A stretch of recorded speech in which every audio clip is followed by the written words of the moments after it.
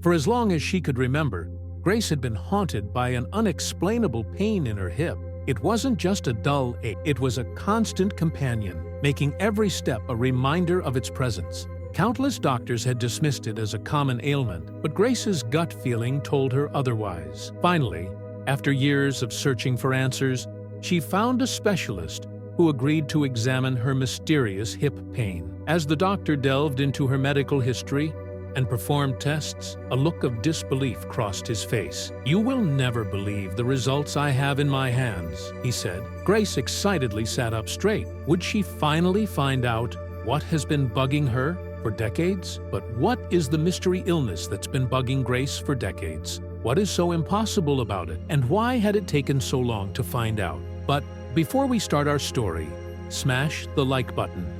Make sure to subscribe and hit the notifications bell so you won't miss any new stories. Every morning is a struggle as Grace wakes up with the most excruciating hip pain. She has to sit up for a bit before she is able to stand and walk down the stairs. Sadly, it has always been like this.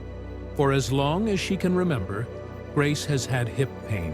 In her younger years, it was the most frustrating, as she was too little to explain everything to her mother or the doctor. They ran almost all the tests they could think of, but they all resulted in nothing. It's frustrating, to say the least, not only for Grace, but for her friends and family as well. She could never play with her friends outside or attend her friends' birthdays, as they would always go to trampoline parks or do other activities. But over the years, Grace had learned to live with it. But the thing with age is that her body begins to ache even more with every year she gets older. And now that she is almost 70, her hip pain is almost unbearable. So it was time she began to look for a new specialist, someone who hadn't seen her or heard her story before. And she was lucky to find one. 2 months ago, she desperately searched the web for hip specialists she hadn't spoken to before, which was a difficult task, as she had spoken to almost all of them. But one evening, she came across Dr. Murph's website and was blown away. She called him the following day and scheduled an appointment. Finally, the doctor called her into the room. It was time to tell her story again. The doctor welcomed her into the room and asked her to sit down. Dr. Murph seemed confident, but not too confident that he became cocky. He also seemed very professional, like she was in the right place. She tried her best to explain everything in detail, leaving nothing to the imagination. She also gave Dr. Murph a binder full of copies of documents containing all the tests and trials already done for her. Dr. Murph refused to take it. He told her he didn't want to have his judgment impaired. No other doctor had ever refused to take her binder, as it contained years and years of research, but she trusted Dr. Murph, so she put the binder back into her purse. After she finished telling her life story, she looked Dr. Murph in the eye and simply asked, "Can you help me?" She had hoped Dr. Murph would answer with, "Yes, I can," but it wasn't that simple. Instead, he said, "I can't guarantee anything, but I will do my best." Dr. Murph noticed the little glimpse of hope in her eyes and grabbed her hands. "I will do whatever I can to figure out what's going on with your hip, promise you." Now, Grace couldn't hold back her tears anymore. She cried as she felt a wave of relief wash over her. When she was done crying, she wiped her tears away and they proceeded with the appointment. "Please stand up for me and show me where it hurts," Dr. Murph asked. Grace stood up and showed him where her pain was, but she couldn't be precise, as the pain she felt sat very deep. "It almost feels like it's hurting my bone, but then also sometimes it feels like a sharp pain throughout my whole hip area. It's just so strange, and I can't pinpoint exactly where it is. That's one of the reasons why it's so hard to diagnose, I think," she said. Dr. Murph looked at her and smiled. "I'm always up for a challenge." Grace didn't know what it was, but Dr. Murph just had a way about him. In the short time they talked, he never said anything she didn't like.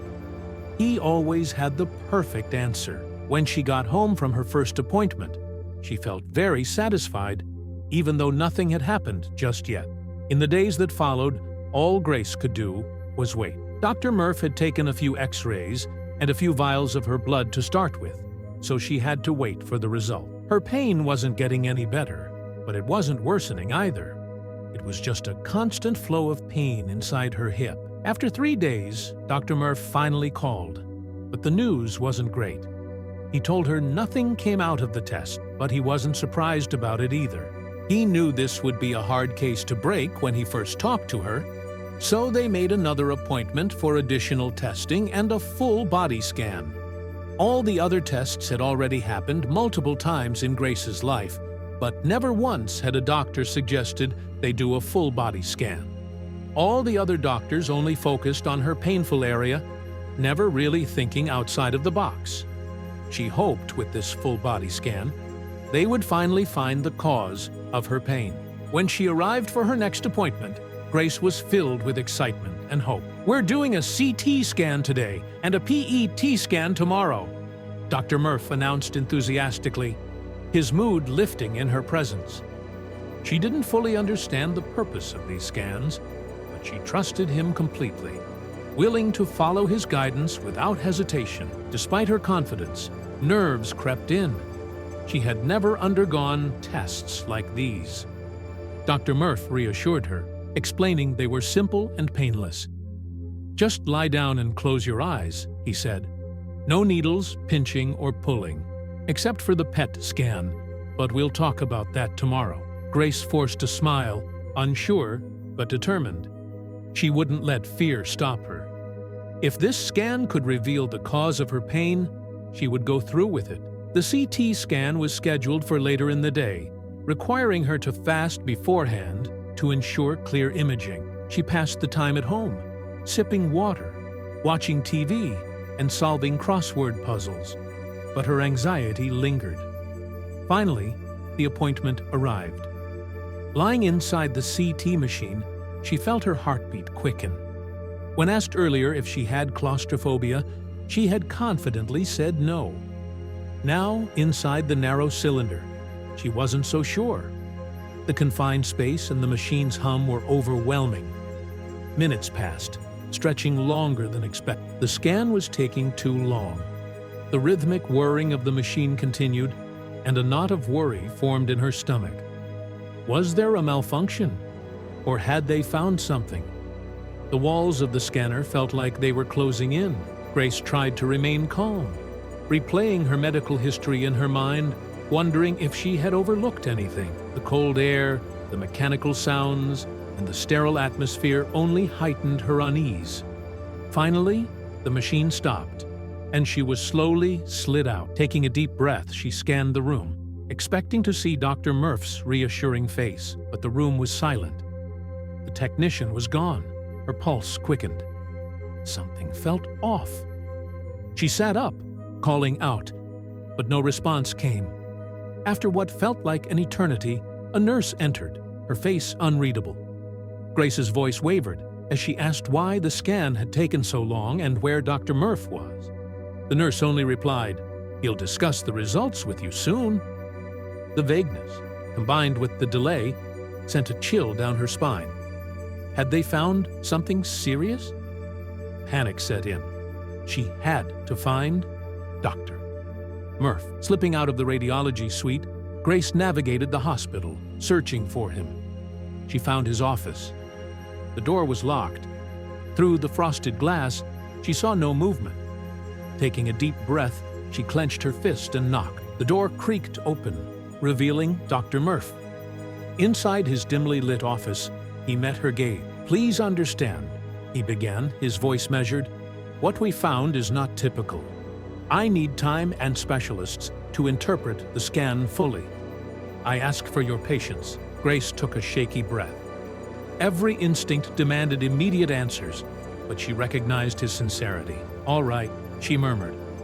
He spread out the scans before her. "What you're about to see," he said, "is highly unusual." Her eyes scanned the image, but one stark, foreign shape stood out. It didn't belong. "What is that?" she asked, her voice edged with disbelief. Dr. Murph's gaze softened. "Years ago, you had surgery, correct?" She nodded, memories of that painful time rushing back. It appears a small oversight from that procedure may be the cause of your pain. This, he explained, is a medical clip used to seal blood vessels during surgery. Somehow, it was left behind. The revelation hit hard. Years of unanswered questions, unexplained pain. It all made sense now.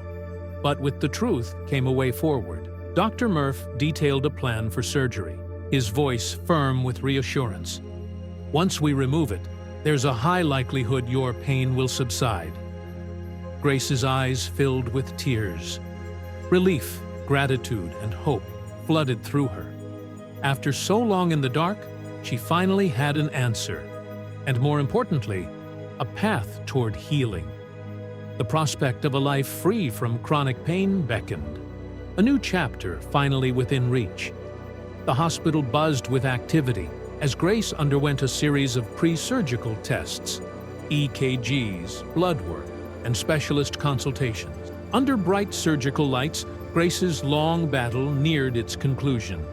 Skilled hands worked with precision, carefully removing the tiny medical clip responsible for her agony. When she woke, instinct told her to brace for the familiar pain. But it wasn't there. Only mild discomfort from the surgery remained. Specialists confirmed the hospital's negligence, strengthening her case. Each meeting with her attorneys reinforced her resolve. This wasn't just about compensation. It was about accountability. The hospital's legal team scrambled as her lawsuit landed on their desks. News of Grace's ordeal spread rapidly. Media outlets, blogs, and social media platforms amplified her story, turning it into a rallying cry. People across the country shared similar experiences, uniting behind her pursuit of justice. Legal battles are long and grueling, but Grace was no stranger to endurance.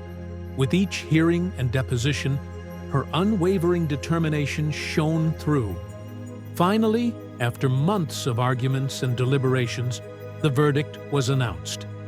The hospital was found liable. Compensation was awarded.